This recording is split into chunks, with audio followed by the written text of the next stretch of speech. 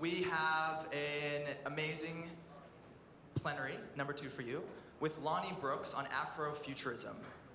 So Professor Lonny Brooks has been really the leading advocate, I would say, or at least one of the leading advocates of Afrocentric perspectives in futurism and speculative literature, speculative fiction. A really, really fun fact about Lonny, he interned at the Institute for the Future 2 decades ago. Ow!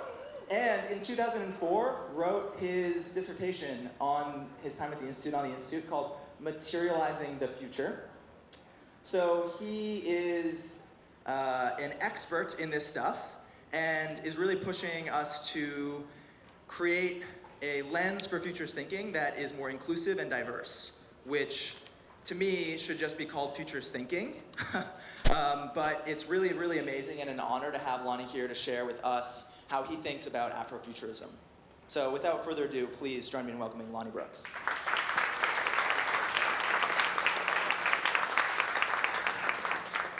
Thank you. Well, it's great to be here, and I see so many close friends of mine from the years that I was here.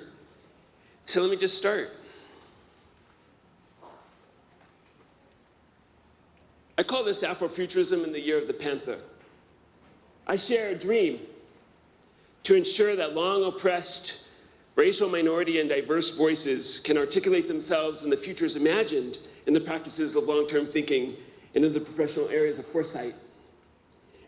Like Martin Luther King said, it's not necessarily the color of your skin, but the articulation and content of the varieties of cultural imaginations that matter. Along with the rainbow hues of our queer allies included, I share a dream. Now, why now, in 2018, is Afrofuturism so important?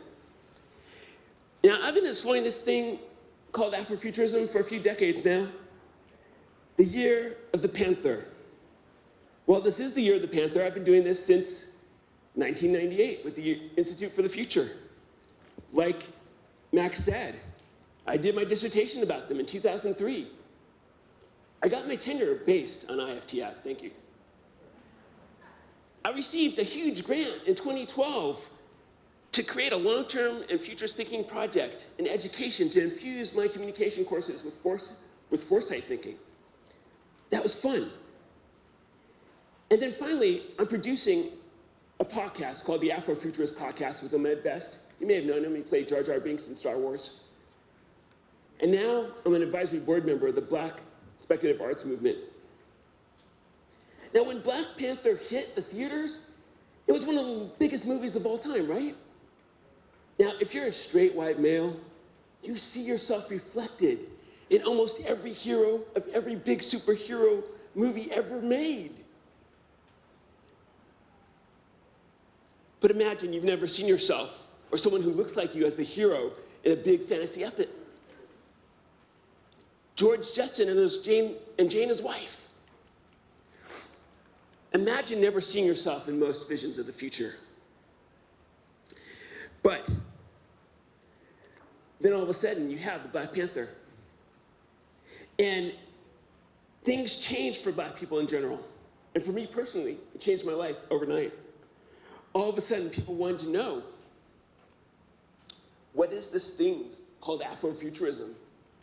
I ended up on ABC, KTVU, and at the Cannes Film Festival, explaining about Afrofuturism, the suddenly hot subject called Afrofuturism.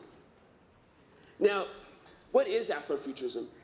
It combines fantasy and science fiction to reimagine what alternative futures can look like from the Black experience. It's based on what people of color are looking at. Wakanda, forever. Thank you. But on some level, it's a story of alien abduction. Because Black people have always been futurists. You see, we have to be. Afrofuturism aims to reclaim and transform the trauma of past atrocity against the Black diaspora. Think of the Middle Passage as a science fiction horror story of a people taken from their home planet in West Africa and transported with the latest in bondage technologies and ships, carrying them across a vast ocean to a new planet, a new world. And imagine that once you've arrived on this world, that you're killed if you speak your native languages or practice your ancient rituals. This newest technology was used to dislocate and kidnap large numbers of people. Now, they even had to adopt a new religion and infuse it under the radar with their own rituals. They had to innovate, adapt, capitulate, succumb, and reinvent their past traditions. Spirituals became a form of what scholars call sonic utopias, dreams of Black people being free, yearning for an uncolonized mind and body. So the Black Panther movie reimagines African futures through its superhero, King T'Challa, and the technologically advanced and secret society and never colonized nation of Wakanda. So when King T'Challa is flying into Wakanda and we see that nation for the first time, I don't know about you, but when I was in Oakland with the community screening, people went wild with a collective yearning and memory of an alternative future that resonated with them. Now, I also missed seeing Ryan Coogler by about 2 hours. I went to the 7 o'clock screening, he went to the 10 o'clock. Well. Now, I have to call out all professional futurists in the world because only 20% of card-carrying professional futurists are Black. The European Foresight Monitoring Report notices that Africa is underrepresented in forecasts and forecasters. And so, but that doesn't mean that there aren't plenty of Black futurists. There's other ways of imagining the future that goes under the radar. You see, in literature, we've had Octavia Butler with Kindred and Parable of the Sower, Samuel Delany with Dahlgren. We've had people like Sun Ra who have looked and envisioned Black people as coming from another planet in jazz. We've had Niggers with Attitude with Fear of a Black Planet and Funkadelic. So they've been there. And so thinking about the Afrocentric perspective is important. Now I realize that every single person in the room here is here because they care about innovation, something to give them an edge. You've flown here from around the world to obtain that. And let me offer you 3 ways that an Afrocentric view can offer you an edge. First, it's intersectional. It rejects boundaries, or binaries, that is. It innately sees the interconnectedness of all things and the world as more fluid than binary categories. Now, tell me that doesn't describe the future that you're feeling right now, right? Can I hear an amen? Afrofuturism delivers a wider aperture on the future. Rather than trying to see the world through a straw, you're able to grasp a wider radius of multiple futures and cultural imaginations happening in front of you and on the street. The signals of the future start popping up readily with this Afrocentric perspective. And it's not marginalizing anyone else's visions of the future. It's much more about sharing the stage. Now, you're going to see these signals popping up in conference festivals across major cities from Berlin to Oakland to Johannesburg, known as the Black Speculative Arts Movement. It's happening now. And in films like The Black Panther and Sorry to Bother You. And it's coming back to Africa. It's coming back to Johannesburg in November. In Afrofuturism 3.0, it's taking root, and Africa is on the move. Now, at Cal State East Bay, we do a semester game jam where we bring undergraduate students to think about themes about the future. And they create, with other peers, their best ideas to create video or board games based on a theme of the future. And so we called our recent game jam Minority Report's 2054. And it comes from the film Minority Report from 2002 with Tom Cruise. You may have seen it. Now, if you remember, when the film, it was the view not listened to, the minority report. That was actually the one that was the most right and pivotal of the whole film. Now, our student here has invented an all-purpose backpack from 2054 with anticipatory tools to navigate his world. And I'm going to repeat this previous slide to drive this point home. The Afrocentric view shifts the emphasis from opposing binaries to juxtaposing dimensions, where a range of truths can be held. It's the foundational theory to understand quantum computing, the zeros and ones that are held simultaneously in the future of computing. And Black people have been there for centuries. So in reimagining the future with an Afrocentric worldview, it confirms a multiverse of possible identity futures held at once. Too often, narratives of the future look towards a post-racial future as if race and gender and class don't matter.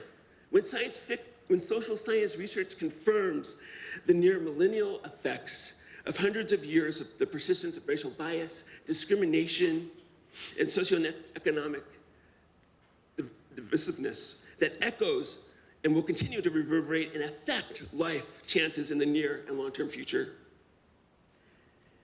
Now, more to the point, is my family, the new Americans in 2050 and now.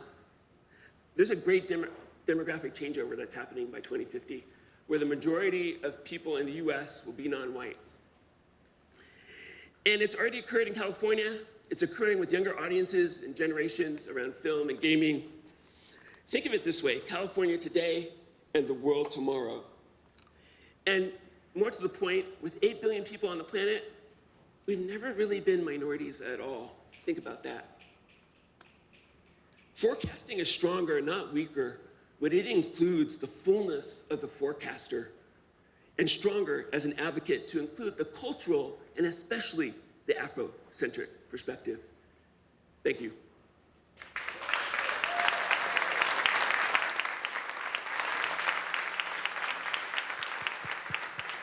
I just want to point out that's my daughter in the middle with glasses. She's doing her I'm a preteen nod. Her mom and her mom's sister are behind her. That's my brother-in-law and his partner. That's my sister-in-law's nephew and me. So, modern family, 2050. Thank you. Thank you, Lonny. Can we do some Q&A? Sure. Is there any questions? This was so amazing, really urgent. We have Afrofuturist art outside, which you all will go explore in a few, but we should spend some time with this. So, Miriam. I asked this question a little awkwardly as your friend who works at a technology company, but it seems like oh, yes. Hello, my name is Miriam. I work at Mozilla. Lonny, could you say a little bit about who has been approaching you in the year of the Panther? And as I've followed a little bit of your story, it seems to be a lot of media outlets. Have technology companies or other innovation type groups approached you in this year of the Panther as well? Yeah, in fact, so there's a really interesting outfit called Dynamic Land, and they're on 9th Street in Old Oakland. And Dynamic Land is an interesting outfit. It's run by Brett Victor, who's a protege of Alan Kay, who invented the laptop at Xerox PARC in the mid-'70s. And Dynamic Land has these computer projection modules in this loft that project computer programs onto pieces of paper that have colored dots around them that act as barcodes, and it turns the individual pieces of paper into playable media. And the idea is to create collaborative computing that isn't just confined to our laptops. It's not confined to virtual reality displays on our heads. It's meant to get people in groups together around these tables that they have and to turn the building itself into a computer. The idea is that we're lonely.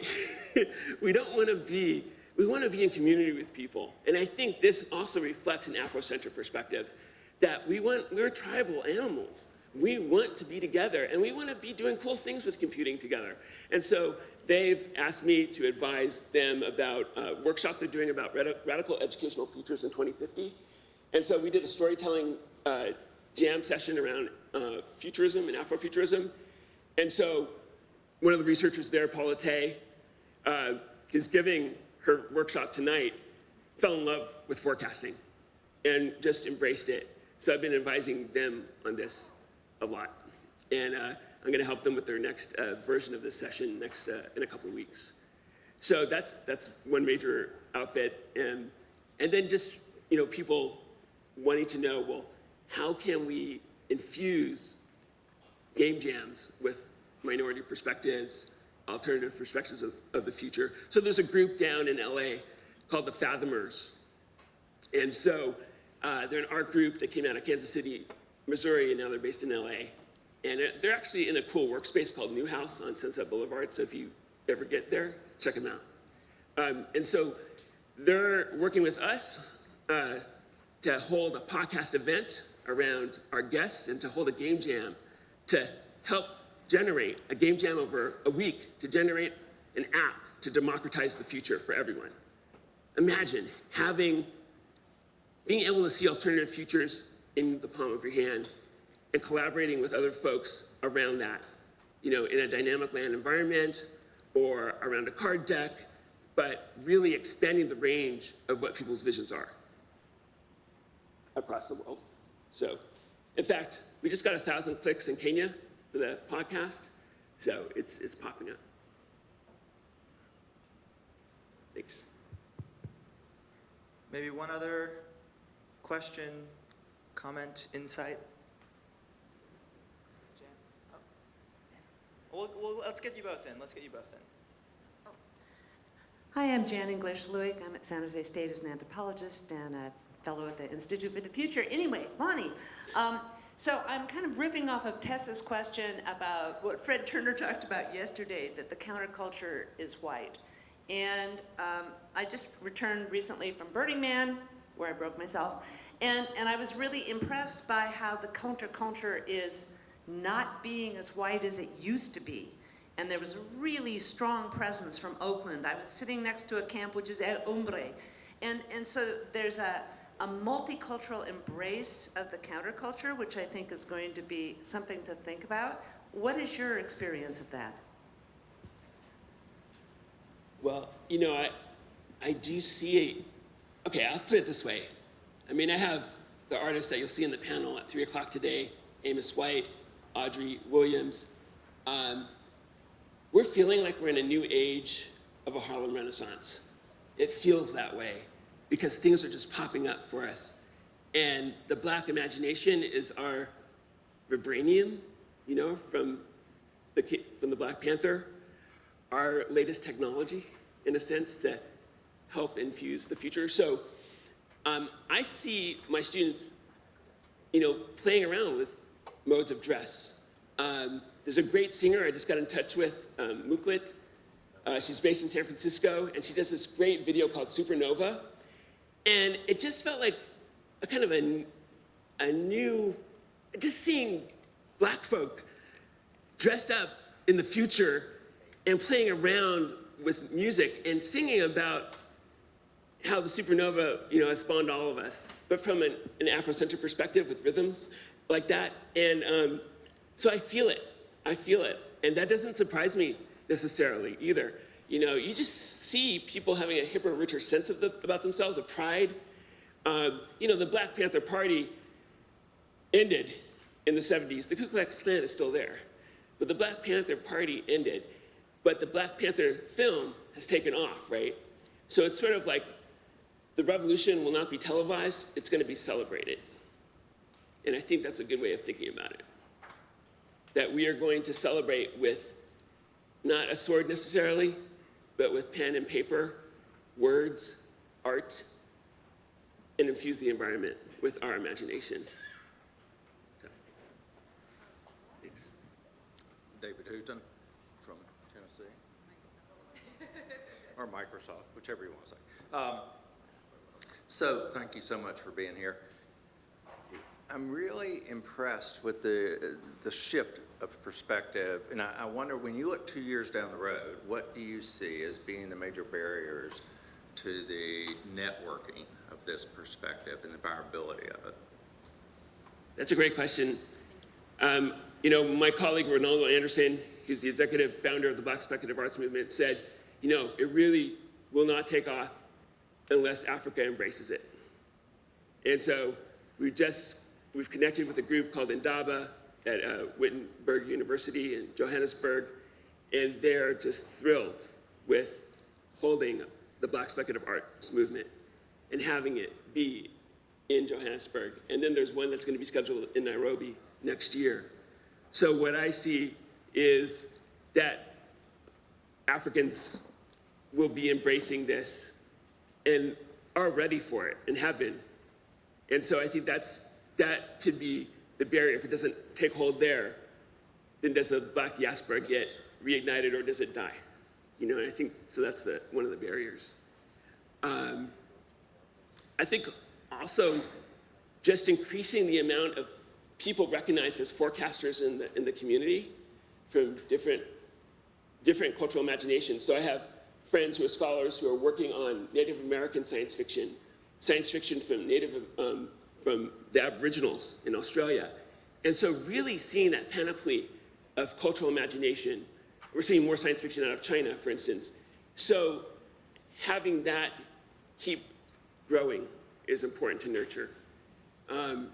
So yeah, I think, and then also really shifting the DNA of our society to having free healthcare, to having greater opportunities for education. That to be infused with an Afrocentric perspective. So I have friends who are part of restorative justice movement that's been included in the Oakland Unified School District, where they don't punish Black men or Black males or Black kids. They help to restore their sense of self-worth and a sense of justice so that they feel that they have a stake in the system. And I think that, and in pushing for that across organizations, will really get us over the barrier. That, with the tools of the imagination, will help us thrive. Thanks. Thank you, Lonny.